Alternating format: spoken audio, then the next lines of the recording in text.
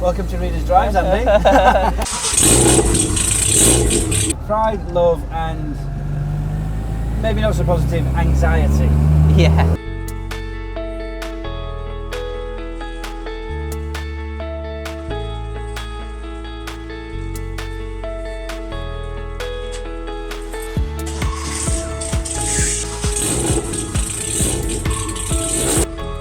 I'm here with Jonathan, the usual curator of Reader's Drives, as a guest, and so I thought I'd ask you some questions. Nice, love it. Shall we get into it? Let's go. Are we going to drive now? Yeah, sure, let's go. Literally go. Yeah, literally go. Welcome to Reader's Drives, Andy. Thank you. Pleased to be here.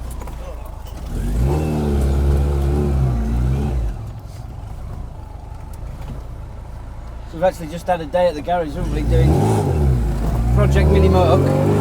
We have. Yeah, we've Welding and grinding. Taken out some panels, putting some panels in. It's been good. Managed to fit in a lunch as well, which is always good news. If you could take anyone in the world out for a drive in your Mini, yeah, who would it be and why? I would love to take my granddad out. Because he was a lovely man. I didn't really know him. I think he passed away when I was about 19. So I never really got to spend adult time, driving time. Did he like Minis? I don't know if he loved cars. He was always tinkering with his cars. Yeah. I think he had a love-hate relationship with his cars. He was always fixing his car was always broken. Yeah. He was always under the bonnet. He always smelled like oil. He and my dad, but really him, I remember one of my earliest memories was sitting on my granddad's lap. Yeah. He had a Lada, I don't know what it was a bright yellow Lada. Okay. Back in the 80s. Excellent. Classic Lada colour. Classic Lada. Sort of slightly mustard yellow. Yeah. The yellow you beige. don't want. Yeah, beige yellow. And he'd sit us on his knee as toddlers and we'd steer up the road going past his house. Perfect. And yeah, I'd like to go for a drive with my grandpa. Okay. That'd be cool. Yeah, that's nice. And if you were going to go on a road trip, where do you think you would go? Anywhere in the world. You could drive there from the UK, or you could, if needs be, you could ship your car there. And where would you go and why? Oh, why that choice? Why that choice? Where and what? That's a tough question. I mean, we've done a few road trips recently. Yeah. Seen on the channel. Yeah, absolutely. We drove my other Mini up to Cornwall. That was insane. That was beautiful. So it's as much about the journey as well, and not honest, just about the people we're with. Yeah. It's about the car. Yeah, I love driving around here where I live, or where I've got a place in the south of France. I've just taken my other Mini to Halifax in West Yorkshire, and I'm really looking forward to driving around that area and crossing the Pennines and North York Moors. I think no big plans to sort of drive cross continent to sort of Asia or anywhere like that. It doesn't entertain me as yet. Actually, next time I'm in England, I'm going to meet my father, who's got a classic Mini Countryman. Oh yeah. And we're going to meet up in York. So that'll actually be nice. That's with the Mini that's in the UK. You're the Mini. Correct. Yeah. Okay. You got to think of 3 standalone words. Well, they can be standalone or connected, but 3 single words to sum up your relationship with your Mini Cooper. So this one that we're in today. 3 single words. Pride. Yeah. Quite rightly too. Love. Yeah, all positive so far. Yeah, it's all positive. Pride, love, and maybe not so positive, anxiety. Yeah.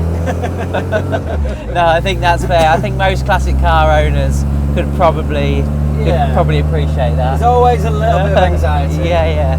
But absolutely. Mostly pride and love. Yeah. Mostly pride and love. But has anything surprising or unexpected happened as a result of your hobby or interest in classic cars in general? And if so, can you explain to the watchers of the channel what that was? Hopefully you've seen the video where I squashed myself. that was both surprising and unexpected. Yeah, I bet that was rather unexpected. That was part of my classic car ownership experience so far. That's probably the main. Do you feel like that's sort of think it's added to the experience for you? Think it's improved? You know, it didn't improve anything. No, okay. It taught me to be more careful. Yeah, okay. Taught me to be more careful, more diligent. Oh, you put some blocks under the wheels, that sort of thing. To be honest, I was rushing. You know, don't rush, don't rush. Will I ever learn that? I'm not sure. Yeah, I'm not sure. I think teach you to always make sure you've got cameras rolling at any given moment. Absolutely. Just in case. Dead right. Yeah. So you've obviously restored a number of cars and you're working on a number of vehicles. Yeah. Mostly from the Mini stable. Yeah, so mini variants. Mostly Minis. Yeah. Obviously the Moke being a sort of variant of that. During your restoration of the Mini Cooper, what do you consider to be the best improvement or mod that you've come up with, or that that you've discovered and you've created, and why? Yeah. For me personally, I've got extended seat brackets. Okay. On these chairs, so I can actually move them back a little bit further, and that really helps with comfort. Yeah. Having quite long legs. I mean, I love this car in particular because of the power. It's 112 brake horsepower. I think originally it was 65. My father owned this car before I owned it, and he'd done some modifications that took it to about 90 brake horsepower. Okay. Yeah. So he'd done a stage 3 tuning with a stage 3 head, and I've supercharged that setup that he had. So that's the biggest mod. Yeah, that's probably one of the most significant in terms of your real world experience of the car, like how much it in real terms it improves your day-to-day sort of enjoyment experience of it. Yeah, it's been fun. I mean, because you've done some other sort of like digital electronic mods, haven't you? You've sort of like put a more modern head unit in. And, we've got Apple CarPlay. I've upgraded the switch panel. Okay. To some modern electronic switches. Yeah. Little things, but the comfort and the power of this car is. It's really, really comfortable. Yeah. So when undertaking a restoration at JM Garage, would you say the enjoyment is in the journey of the project or the destination when that project's completed? It's funny that, because it's actually quite nice to have a car that you're doing as a project, and a car that you can use, so that you can enjoy both elements. But I really love having the garage, I really love the workshop, and I really love the guys that I'm sharing that space with. And it's just a pleasure to get down there. It's an escape. It's really good for personal mental health. So it sounds to me that a lot of it is the journey, not so much the destination.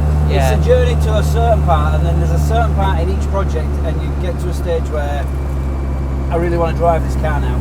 And that's when it's nice to have a classic to be driving and using that scratches that itch.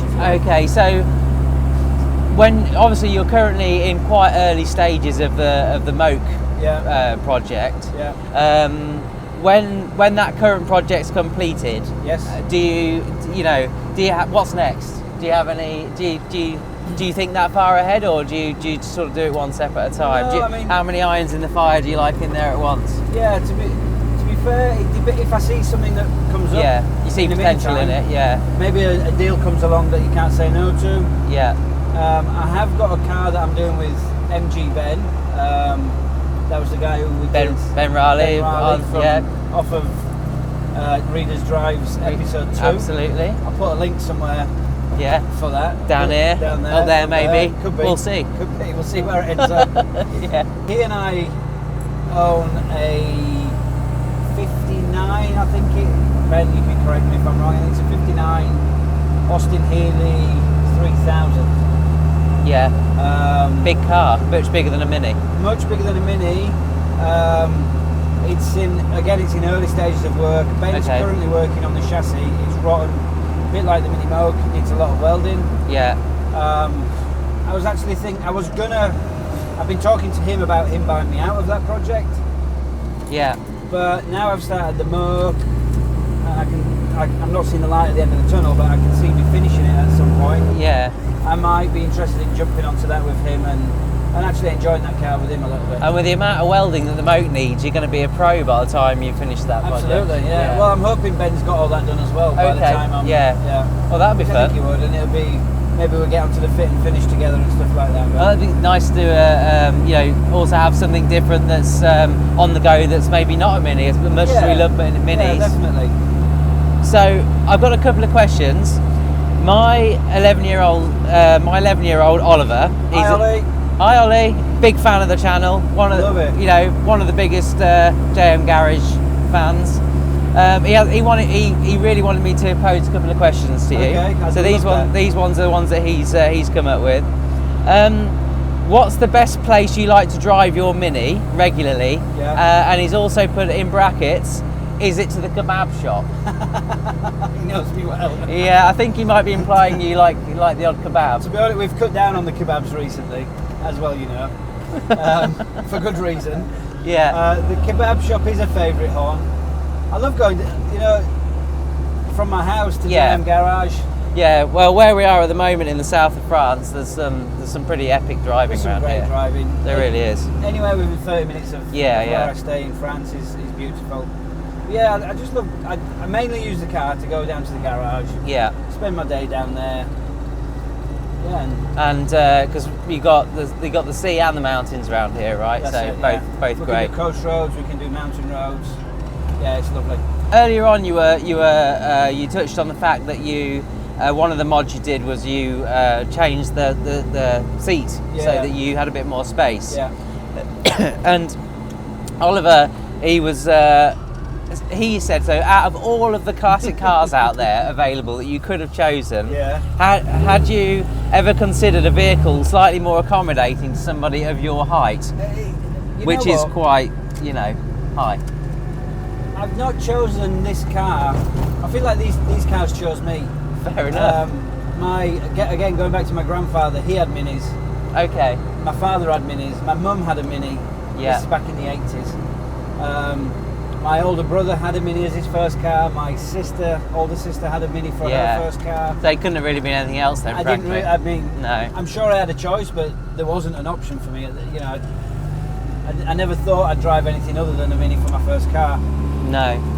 And then, it's just sparked. It's a family love affair. We've all had them. We all love them. Yeah. Oh, that's nice. Yeah. So it wasn't a matter of I'm too tall for these cars. Maybe I should look at something else.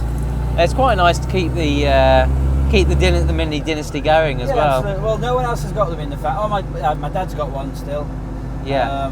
I'll try and put a photo of my dad's car up. Yeah, it's beautiful. Lovely blue Clubman, is beautiful, it? Clubman? Yeah. It's a Clubman estate. Yeah.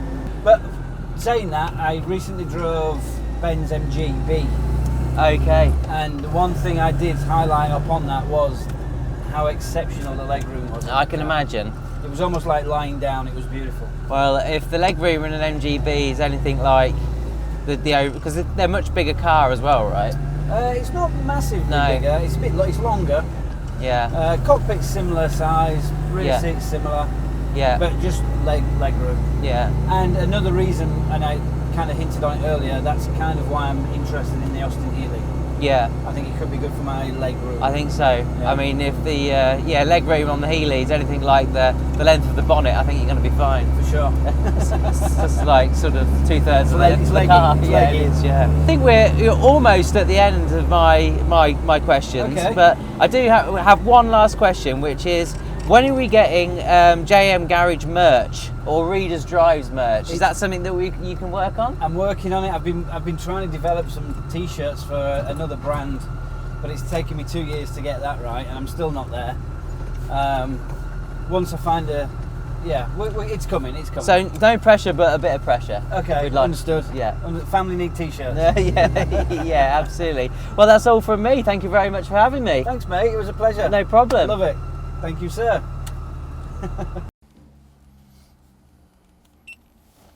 Camera's rolling. Do you want to start now, or shall we get going? Yeah, no, we could start now, and then we could sort of pull off. Yeah. And maybe after I've done the introduction, you could pull off. Let's do that. I'll pull.